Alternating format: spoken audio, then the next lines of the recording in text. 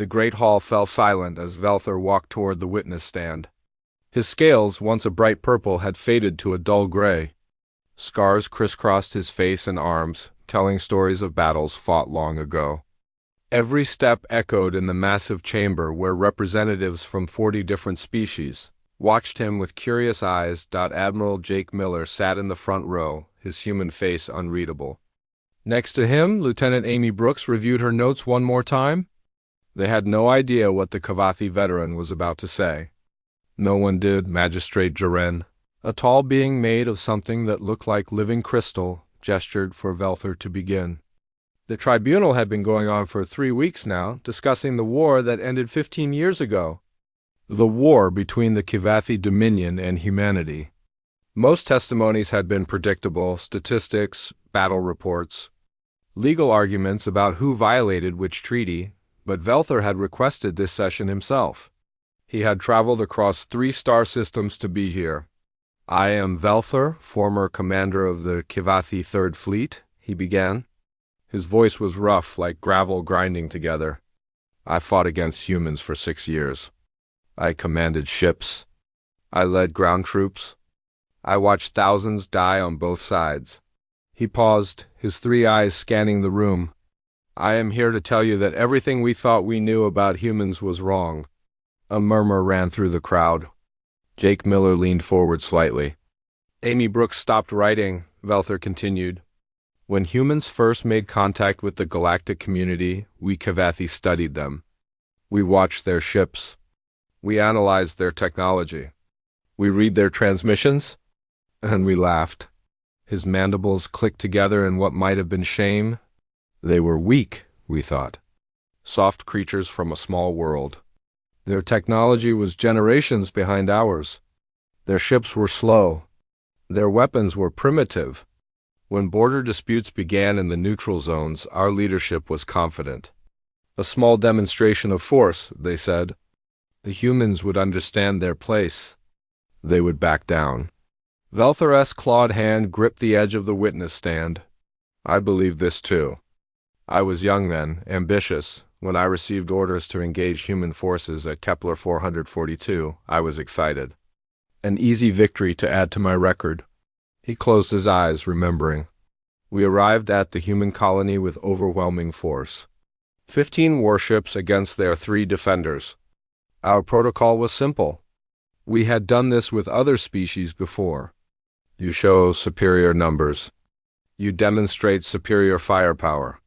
The enemy acknowledges reality. They surrender. Minimal casualties. Everyone goes home." The magistrate shifted, light refracting through her crystalline body. "But that is not what happened?" "No," Velthor said quietly. "That is not what happened." He seemed to age as he spoke. "We sent the standard message. Withdraw from the disputed territory or face destruction. We expected negotiation. Perhaps posturing. Then surrender. Instead, they sent back a single word: no. We thought it was a communication error. We sent the message again. We showed them our fleet strength. We fired warning shots across their position. We gave them every chance to see reason." Velthor's voice dropped lower. "They responded by attacking." Several representatives in the audience made sounds of surprise. Everyone knew humans had won the war eventually, but hearing about their tactics was different. 3 ships against 15, Velthor continued. "They should have run. Any sane species would have run. Instead, they charged directly at our fleet. Their weapons were weaker than ours, yes, but they fired them with such precision, such aggression. They targeted our weapon systems, our engines.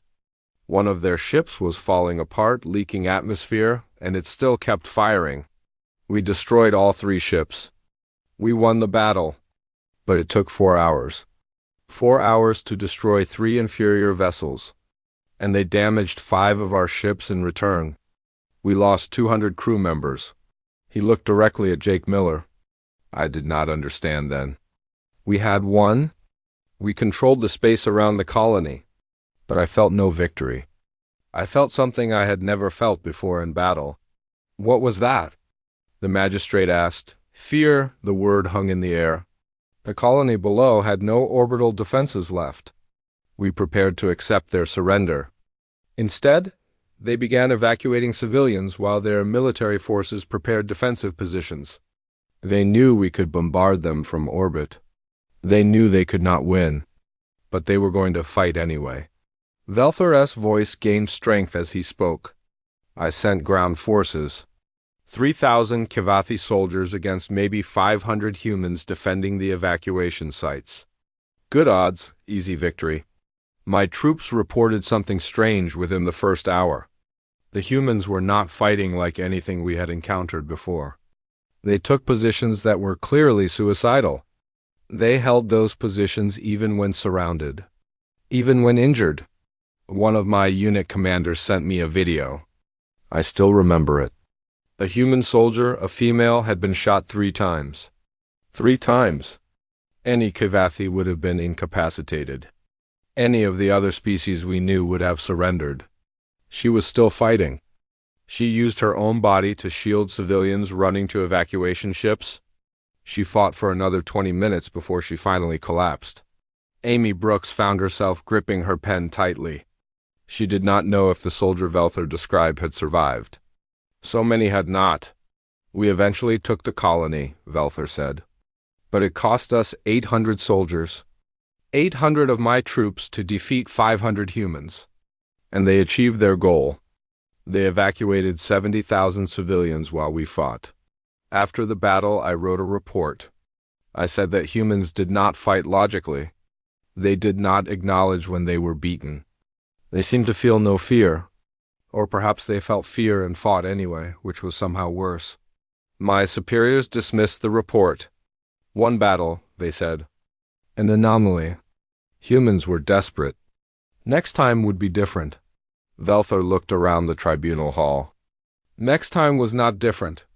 The time after that was not different. Every battle the same pattern. Humans who should have retreated kept fighting. Humans who should have surrendered attacked instead. Humans who should have been dead stood back up. It took me 3 years to understand the truth. By then, the Kivathi Dominion had lost 12 systems. By then, I had seen things that still wake me in the night. He straightened up. I am here because the war should never have happened. It happened because we did not understand what humans are, what they are capable of, what drives them. I am here to reveal the hidden reality of humans in battle. Not because I hate them, but because the galaxy needs to know, needs to understand. So this never happens again. The magistrate nodded slowly. This tribunal recognizes your testimony. Please continue tomorrow with the specifics of what you learned. As Velthor stepped down from the witness stand, Jake Miller caught his eye. There was no anger there. Just a sad understanding between 2 old soldiers who had seen too much. Amy Brooks watched the alien veteran leave. Tomorrow, she thought, would change everything.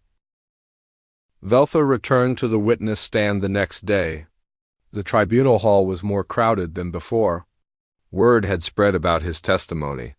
Species from across the galaxy wanted to hear what he had to say about humanity. Yesterday I spoke about my first encounter with human forces, Velthor began. Today I will tell you about the moment I truly understood what we were fighting. He took a breath. 8 months into the war, I was promoted. Commander of all ground forces in the Outer Rim sector. My first major assignment was New Horizon Colony, a human settlement on a farming world. Intelligence reported 3,000 human military personnel defending it. I had 30,000 troops. The numbers hung in the air. 10-to-1 advantage. By all logic, by all military doctrine we Kivathi had developed over centuries, this should have been a simple operation. Surround the colony. Cut off supply lines. Demand surrender. If they refused, we had the numbers to overwhelm any defense. Velthor's scales seemed to darken as he spoke. I met with my officers. We planned the assault with confidence. One of my younger officers, barely out of the academy, asked if we should request more troops. The others laughed at him, laughed, 30,000 against 3,000. What could possibly go wrong? He paused. Captain Danny Carter commanded the human forces there. I learned his name later. Much later. At the time, he was just another human commander who would soon surrender. We sent the standard demands: withdraw or face destruction. Captain Carter's response was 3 words: come and try. We thought it was bravado. False courage. We had seen it before with other species. They talk tough until the fighting actually starts. Velthor's 3 eyes focused on some distant memory. The assault began at dawn. We advanced from 4 directions. Textbook strategy. My troops moved forward in perfect formation. We had artillery support. Air superiority. Every advantage. The humans were dug in around the colony center. They had built defensive positions, but nothing that should have stopped us. We expected them to break and run when they saw our numbers. They did not run. His voice grew quieter. The first defensive line was held by maybe 200 humans. 200 against 3,000 advancing on that position alone. They should have been overrun in minutes. It took us 4 hours. Someone in the audience gasped. Velthor nodded. 4 hours of continuous fighting. The humans used every building, every barrier, every piece of ground. When we took one position, they fell back to another. When we surrounded a building, they fought from inside it. When we breached the walls, they fought room by room. I received reports that confused me. My troops described humans fighting with injuries. Not minor injuries. Serious wounds? A human male with a shattered leg continued firing his weapon. A human female with severe burns on her arms still threw explosives at my advancing troops. Velthor's claws scraped against the witness stand. In Kivathi military doctrine, there is a concept called injury threshold, the point at which a soldier is too damaged to continue fighting. We had studied this in every species we encountered. Most had similar thresholds, similar limits. Humans seemed to have no threshold. He gestured with one hand. One of my unit commanders sent me a priority message. He said one of the humans, a young soldier named Kevin Walsh, had been shot in the chest. Medical scans showed the injury should have been fatal, but Kevin Walsh was still fighting. He had positioned himself to protect medics who were evacuating wounded civilians. He held that position for 17 minutes while bleeding out. My commander asked me what to do. His troops were afraid to advance because every time they thought a human was down, that human would start shooting again. Amy Brooks felt tears forming in her eyes. She knew the name Kevin Walsh. There was a memorial with his name on it. Velthor continued. By midday, we had taken the outer defensive lines.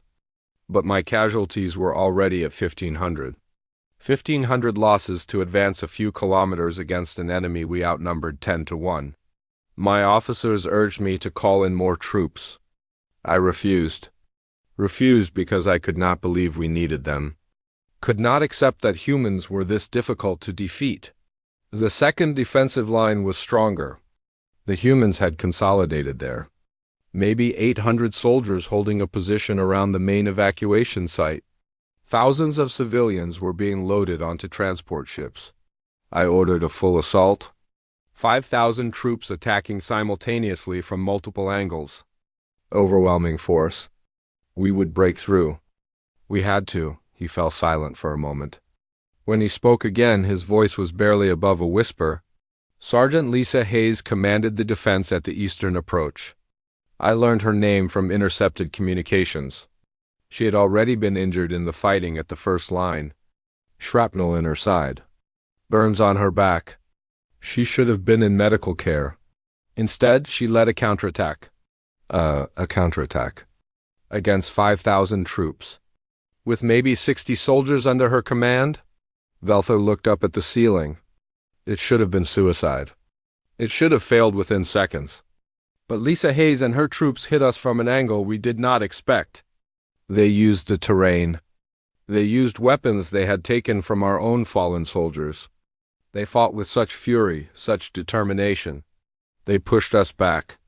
60 humans pushed back 5,000 Kivathi. Not far. Not for long. But long enough. Long enough for another transport ship to escape with civilians. Long enough for other human units to reposition. Lisa Hayes died in that counterattack. I saw the medical report later. She had 14 separate injuries by the time she fell. 14. Any one of them should have stopped her. But she kept fighting until she physically could not continue. The tribunal hall was absolutely silent now. By evening, we had surrounded the last defensive position. Captain Danny Carter was there with maybe 300 soldiers still able to fight. I had lost 4,000 troops by then. 4,000 casualties against 3,000 defenders. The numbers made no sense. I contacted Captain Carter directly. I told him the truth. He was surrounded. No reinforcements were coming. His people had fought bravely, but it was over. If he surrendered now, I would guarantee the safety of his troops and the remaining civilians. Velthor's voice strengthened. He asked me one question. Will you let the civilian transports leave unharmed? I said yes. I had no interest in civilian casualties. That was the truth. Captain Carter said he would consider my offer. He asked for 1 hour. I gave him the hour. I thought he was discussing terms with his officers, preparing to accept reality. Instead, he used that hour to organize one final breakout attempt. 300 humans charged directly at my strongest position. They used their last explosives to create an opening. They fought with everything they had left. 70% of them died in that charge. But they created a gap that allowed the last civilian transports to escape. Captain Carter was among those who fell. He died protecting people he had never met. Velthor looked directly at Jake Miller. We won the battle. We took New Horizon Colony, but it felt like defeat. I had started with 30,000 troops. I ended with 22,000. The humans had achieved their goal. They had evacuated almost all the civilians. That night I could not sleep. I kept thinking about what I had seen. Humans fighting beyond reason, beyond survival instinct, beyond anything I understood. I began to realize something terrifying. We Kivethi were not fighting soldiers. We were fighting something else, something we had no experience with. We were fighting a species that did not know how to quit. He stepped back from the witness stand. Tomorrow I will tell you what I learned about why humans fight this way, about what makes them different from every other species in the galaxy. As Velthor left, Jake Miller stood and saluted. A slow, formal salute to honor the fallen that the old Kivethi commander had described. To honor soldiers like Kevin Walsh and Lisa Hayes and Danny Carter, Velthor paused. Then he returned the salute in the Kivethi way, pressing his clawed hand to his chest, 2 old warriors acknowledging the cost of war. The third day of testimony drew an even larger crowd. Representatives from species across the galaxy filled every seat in the tribunal hall. They had heard about the battles Velthor described. Now they wanted to understand why those battles had gone the way they did. Velthor looked older as he took the stand again. The weight of memory seemed to press down on his shoulders. Magistrate Jaren spoke first. Commander Velthor, yesterday you described battles where humans fought beyond what should have been possible. Today we wish to understand what you learned about their nature. Velthor nodded slowly. 2 years into the war, I was given command of a siege operation. Station Omega-7, a human military facility in deep space. Strategic importance was high. My orders were simple. Take the station. Cut off human supply lines in that sector. He pulled up a holographic display. The station appeared in the air above the witness stand. A massive structure clearly built for defense. Intelligence estimated the station could hold out for 3 weeks under siege. We had complete orbital superiority. We controlled all supply routes. The humans had nowhere to run, no way to get reinforcements. The station held for 3 months. The murmur in the crowd was immediate. Magistrate Ziechiren raised a crystalline hand for silence. 3 months, Velthor repeated. Colonel Greg Thompson commanded the station. He had 2,000 military personnel and 300 civilian support staff. Medical personnel, engineers, scientists. I expected a quick surrender once they realized their situation.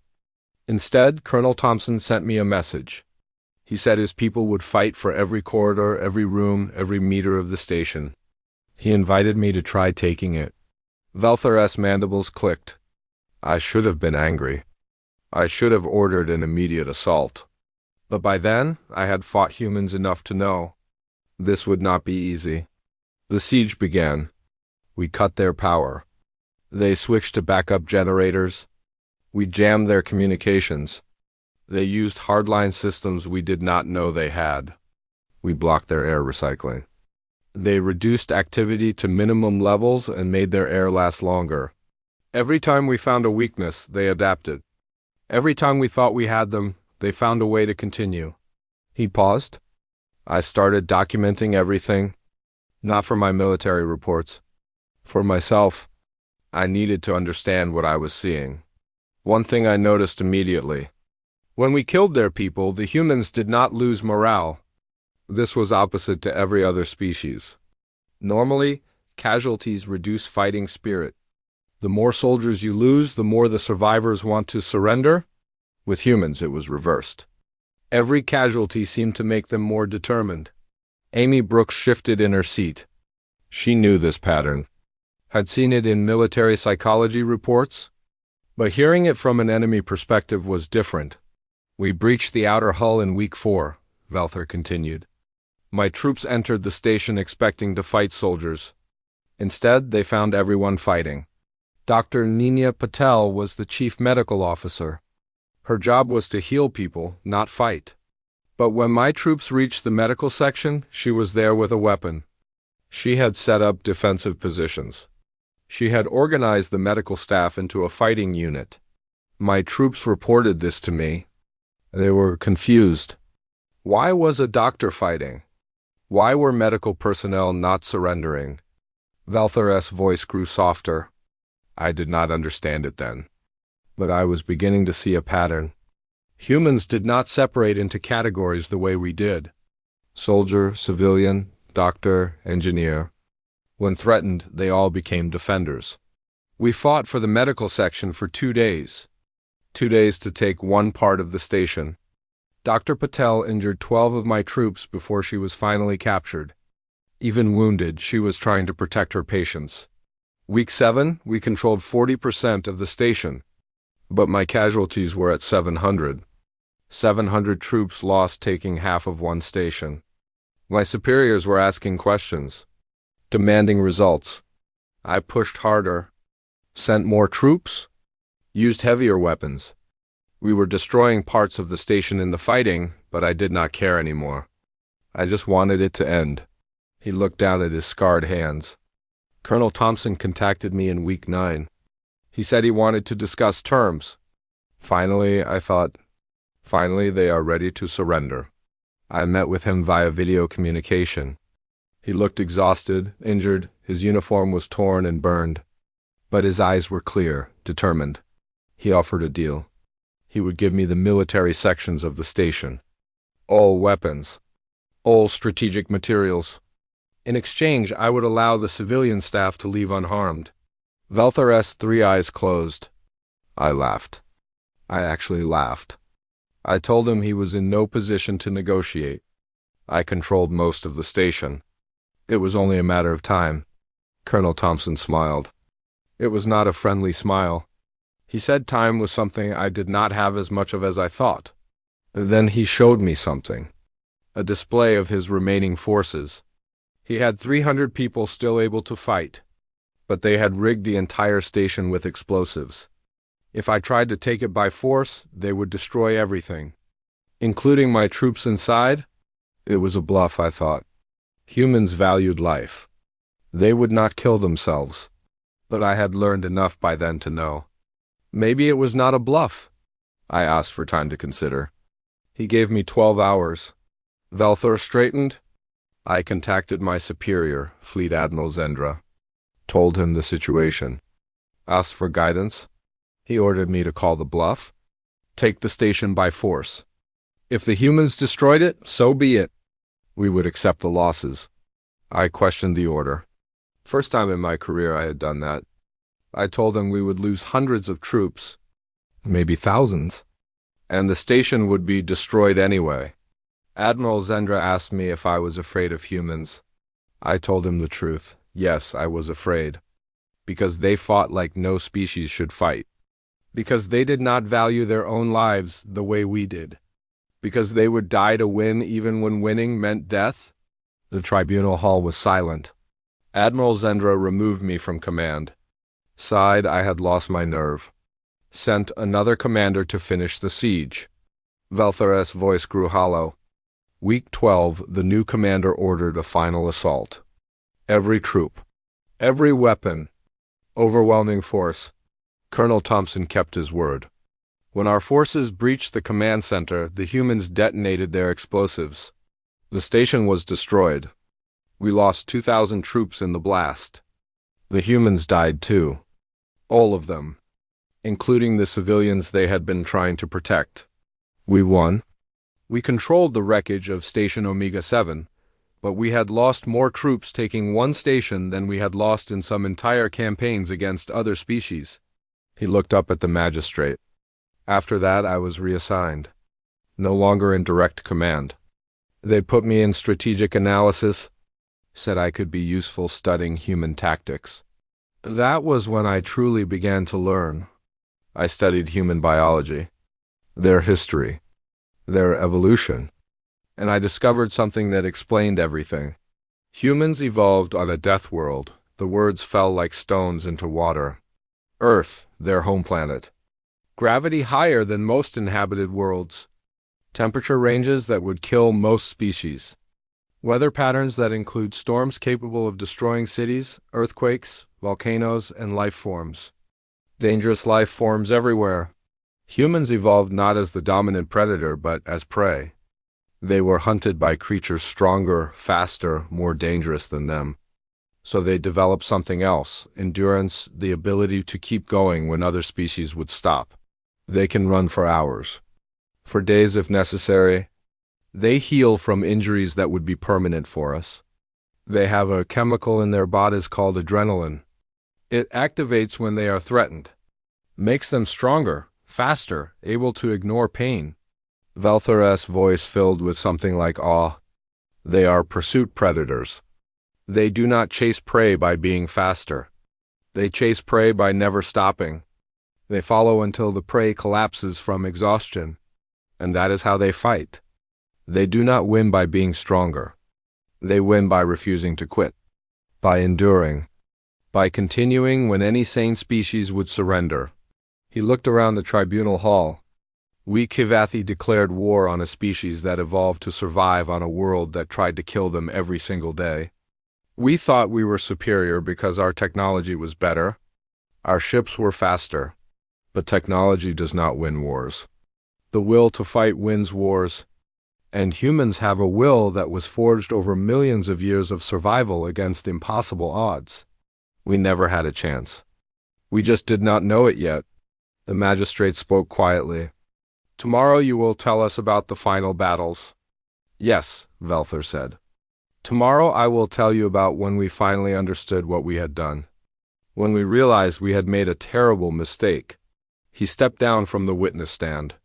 In the front row, Jake Miller and Amy Brooks exchanged glances. The worst was still to come. The fourth day of testimony brought security concerns. The tribunal hall was beyond capacity. Thousands more watched from outside on broadcast screens. What had started as a war crimes hearing had become something else. A revelation about humanity that the galaxy needed to hear. Velthar entered slowly. His scales had somehow grown even duller overnight. But his eyes were clear. Determined to finish what he had started. The final year of the war, he began without preamble. The Kivathi Dominion was losing. We did not admit this publicly. But in private meetings, in classified reports, the truth was clear. Humanity was pushing us back. He pulled up star charts. Red markers showed Kivathi-controlled territory shrinking month by month.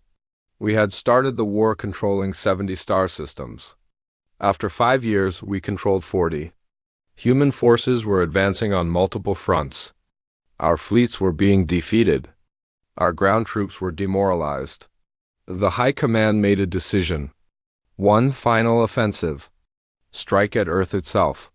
Force a decisive battle. Win or lose everything on one campaign. Velthor's mandibles clicked together.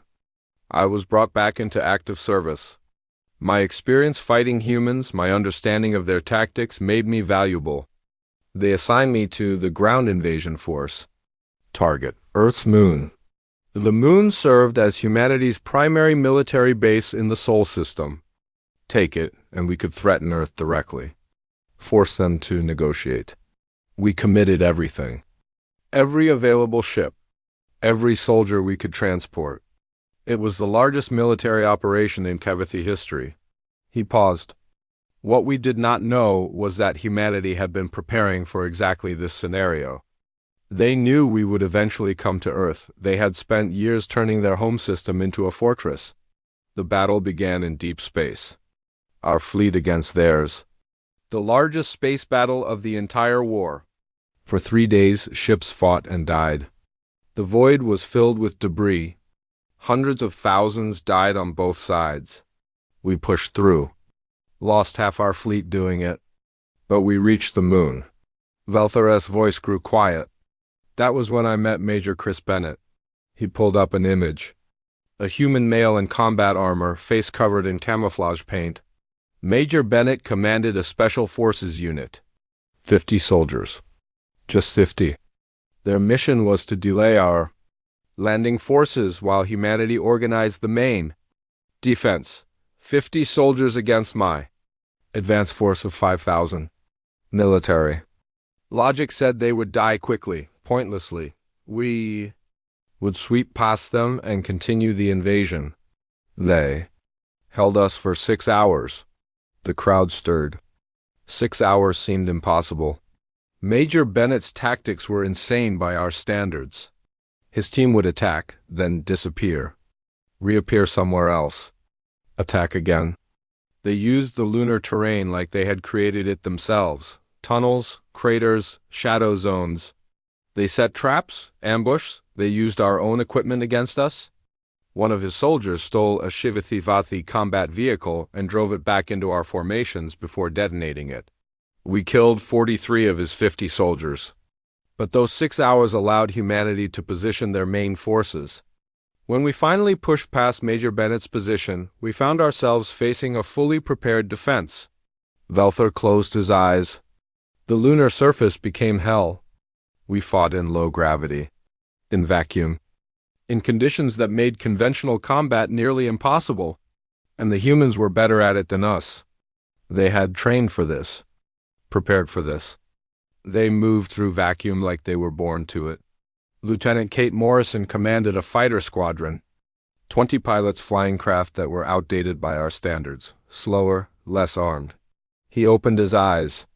She destroyed 14 of our ships before she was shot down. 14. Her tactics included maneuvers that subjected her to forces that should have killed her. We captured her after she crashed. Brought her in for medical treatment. My medical officer examined her and was horrified. She had several broken bones. Internal bleeding. Injuries from the extreme forces of combat flight. I asked the medical officer how she was still conscious. How she had continued flying with those injuries. He said he did not know. By all logic, she should have passed out from the pain. But she was awake, alert. When I questioned her, she smiled at me. Said her squadron had bought enough time for reinforcements to arrive. She was right. Human reinforcements came from everywhere. Mars, the asteroid belt, deep space stations. They had hidden reserves we did not know about. Velthor's voice grew stronger. We were losing. After 2 weeks of fighting, we controlled perhaps 10% of the lunar surface. Our casualties were catastrophic. The fleet in orbit was nearly gone. Admiral Jake Miller commanded the human defense. He gestured to where Jake sat in the audience. I never met him in person during the war, but I studied his tactics, his strategies. He fought with patience. Let us exhaust ourselves attacking prepared positions, then counterattacked when we were weak. Classic strategy, but effective. More than that, he understood what we were. He knew Kevathi doctrine. Our strengths. our weaknesses. While we were still trying to understand humans, he already understood us. Velthor turned back to the magistrate. Week 3 of the lunar campaign, I was in a forward command post when human special forces attacked. Major Bennett was there.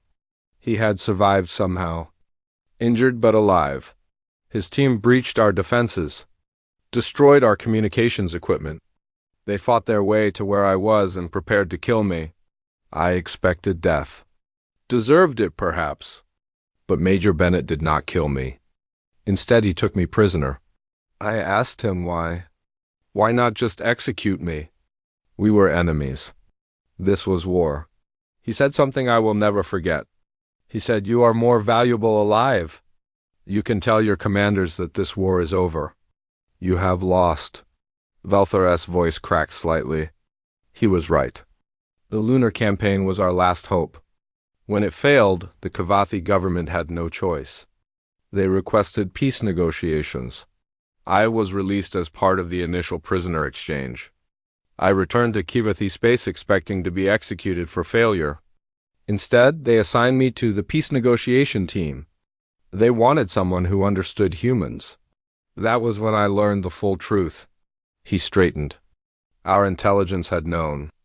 Within the first year of the war, our analysis division had determined that humans were fundamentally different. Their biology, their psychology, their capacity for violence and endurance. Reports were written. Warnings were issued. Recommendations made to seek immediate peace. The High Command suppressed these reports, classified them, kept them from the public and even from most military commanders. Why? The magistrate asked. Pride, Velthor said simply. Arrogance. The Kavathi Dominion had never lost a war, had never even struggled in a conflict. We could not admit that these primitive newcomers were dangerous, that we had made a mistake. So the war continued for 5 more years. Thousands died on both sides. And for what? His voice rose. For pride. For the ego of leaders who could not admit they were wrong. I have spent 15 years since the war ended thinking about this, studying humanity, trying to understand not just how they fight, but why they fight the way they do. And I learned something else, something perhaps more important than their capacity for violence. He looked directly at Jake Miller. Humans are capable of great violence, yes. They are apex predators, pursuit hunters who evolved to survive on a death world. They can fight beyond reason, beyond survival instinct. But they are also capable of great mercy. When the war ended, humanity could have demanded harsh terms. They had won. They could have taken territory, resources, could have demanded we disarm completely. Instead, they offered fair terms. They helped us rebuild damaged stations. They provided medical aid to our wounded. They treated prisoners well during the war and returned them all when peace came. Major Bennett could have killed me, should have killed me, but he let me live. Lieutenant Morrison, even injured and captured, asked our medical staff to help Kavathi wounded nearby before treating her. Humanity's capacity for compassion matches their capacity for violence. They fight ferociously when threatened, but they show mercy when victorious. Velthor stepped back from the witness stand. Tomorrow I will finish my testimony. I will tell you what happened after the war, why I am here, what I hope to accomplish. But today I want the galaxy to understand this. Humans are the most dangerous warriors known, but they are also the most capable of peace. That is what makes them truly remarkable. The tribunal hall erupted in discussion as Velthor left the stand. Species across the galaxy were processing what they had heard, reevaluating everything they thought they knew about humanity. In the front row, Jake Miller sat quietly, remembering, grieving for all those who had died. On both sides, Amy Brooks touched his arm gently. Tomorrow is the last day. Yes, Jake said softly. Tomorrow we learn why he is really here. The final day of testimony arrived. Security had been increased around the tribunal hall. Not because of threats, but because too many beings wanted to attend. The revelation of humanity's true nature had spread across the galaxy. Everyone wanted to hear how this story would end. Valthor took the stand for the last time. He looked somehow lighter than the previous days. As if telling his story had lifted a burden from his shoulders, Magistrate Jaren spoke first. Commander Valthor, you have given us 4 days of extraordinary testimony. Today we wish to understand why you came forward, what you hope to achieve. Valthor nodded slowly. I have spent 15 years since the war ended trying to make sense of what I experienced. Trying to understand why so many died, what it all meant. He looked out at the assembled crowd, representatives from 40 species, all watching him. When the war ended, I was assigned to the diplomatic corps. Not by choice. The Kivathi government needed people who understood humanity, who could work with them during the peace negotiations. I expected to hate this assignment. Expected humans to be difficult, demanding they had won the war. They could have taken everything. Instead, I met the most reasonable negotiators I had ever encountered. He'd pulled up an image. Jake Miller, 15 years younger, sitting across a negotiation table. Admiral Miller led the human delegation. I was part of the Kivathi team. Our first meeting was difficult, awkward. We had spent 6 years trying to kill each other. Now we had to work together. Admiral Miller did something I did not expect. Before we began negotiations, he offered condolences for Kivathi losses. He acknowledged the soldiers on both sides who had died. He said the war was a tragedy that should never have happened. I did not know how to respond. In Kivathi culture, the victor does not acknowledge the defeated's losses. It is seen as weakness. But Admiral Miller was not showing weakness. He was showing humanity. Valthor's voice grew stronger. The negotiations took 3 months. Every time we expected humans to make harsh demands, they offered fair terms instead. They wanted peace. Real peace, not domination. I asked Admiral Miller about this one day. Why humanity was being so generous? They had won. They could take whatever they wanted. He said something I have never forgotten. He said that winning a war is easy. Building a lasting peace is hard.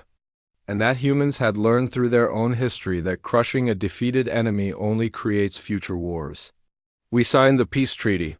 Fair terms. No territory changed hands. Both sides agreed to demilitarize zones. Both sides agreed to open communication. Both sides agreed to never fight again. Valthor looked at Amy Brooks. Lieutenant Brooks was part of the legal team that drafted the treaty. She ensured it protected both human and Kivathi interests. She worked harder than anyone to make sure the peace would last. Amy felt herself blushing under the attention of the entire tribunal hall. After the treaty was signed, I returned to Kivathi space. I thought I was done with humanity. Done with war. I would retire quietly and try to forget. But I could not forget. His voice dropped. I kept thinking about all the Kivathi soldiers who had died. All the human soldiers who had died.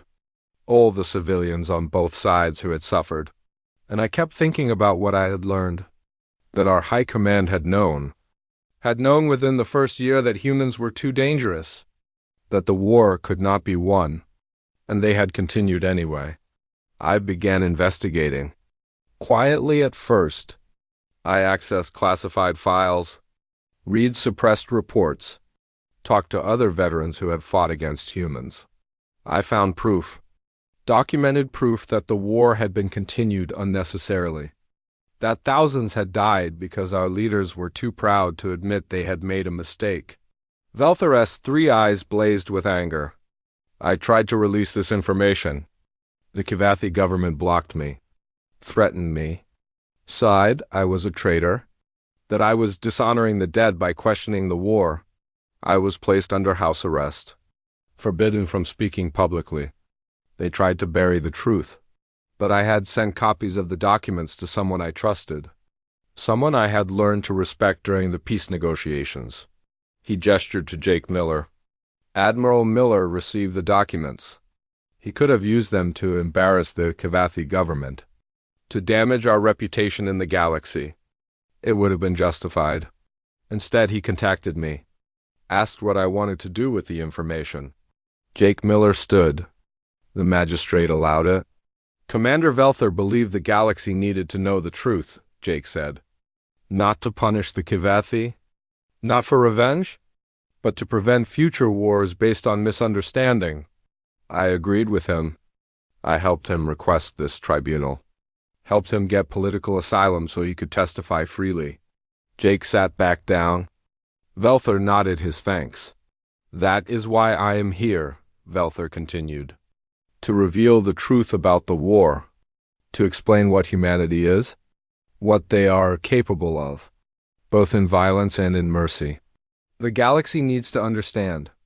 Humans are not like us. They evolve differently. They think differently. They fight differently. They can be the most dangerous enemies, or the most loyal allies. The choice is ours. The choice is in how we treat them, how we approach them. If we approach with respect, with honesty, they respond with the same. If we approach with aggression, with arrogance, we will face the fury of a species that evolved to survive the unsurvivable. Magistrate Zhren leaned forward. What is your recommendation to this tribunal? To the galaxy? Velther stood straighter. I recommend that the Kivathi government be held accountable for continuing a war they knew could not be won. That they be required to release all classified documents about the conflict. That the families of those who died deserve to know the truth. I recommend that all species in the galactic community study humanity. Learn about them. Understand them.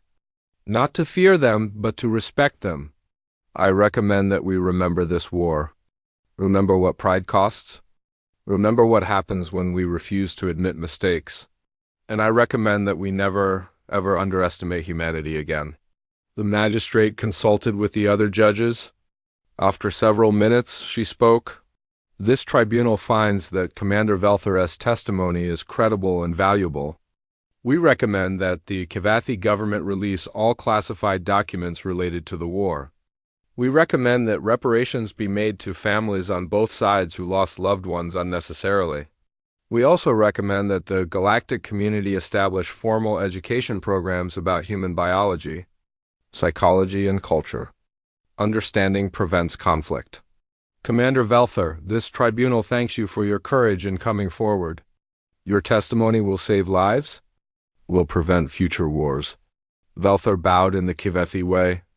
I only hope it is enough. The tribunal session ended. But Velther's testimony would continue to spread across the galaxy for years to come. 10 years later, Velther stood in a classroom. Not a Kivathi classroom. A joint military academy that trained officers from multiple species. Including humans, he had been teaching here for 5 years. Helping young officers understand humanity. Understand what they were. What they could do. A young human officer approached him after class. Lieutenant Ryan Cole, fresh from basic training. Commander Velther, I wanted to thank you for your testimony, for everything you have done to build peace between our peoples. Velther studied the young human. You are military. You may one day have to fight. Does my testimony not concern you? Knowing that other species fear humanity? Ryan smiled. My grandfather was at New Horizon Colony. Private Kevin Walsh, he told me stories before he died. About the war. About sacrifice. About what it means to be human. Velther felt something cold run through him. Kevin Walsh, the young soldier who had fought while dying, who had protected medics evacuating civilians. Your grandfather was a remarkable soldier, Velther said quietly. He saved many lives that day. He told me something else, Ryan continued. He said the war ended because people like you chose peace over pride, chose truth over comfortable lies. He respected you for that. Your grandfather survived? Velther asked. Barely. Spent 2 years in medical recovery. But yes, he survived. Lived another 40 years. Always said the war taught him the value of peace. Velther felt emotions he did not have words for, relief, grief, hope, all mixed together. I teach here because I believe. In what your grandfather believed, Velther said.